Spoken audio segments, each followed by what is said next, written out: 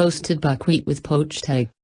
Ingredients: 2 eggs, 125 grams of dry toasted buckwheat, 1 medium carrot, half of a yellow onion, 1 small celery stalk, a handful of parsley, a nub of butter, soy sauce.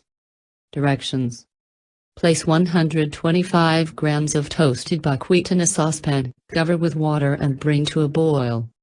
Reduce heat to a simmer and cook until cooked through, but not mushy, approximately 15 minutes.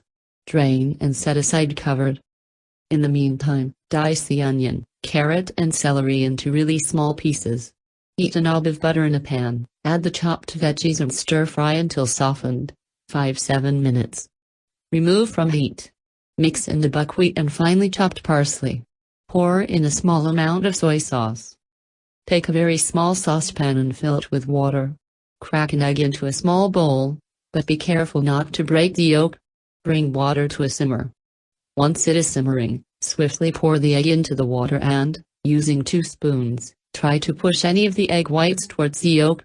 Egg will slowly start to cook and firm up. You can now take the spoons out and leave egg to cook for a couple of minutes.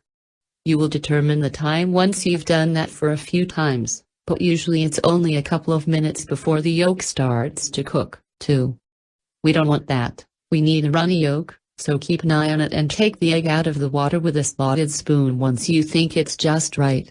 Put it on a clean plate. Add the buckwheat into prepared plates, top with a poached egg, some coarsely ground pepper and a drizzle of soy sauce.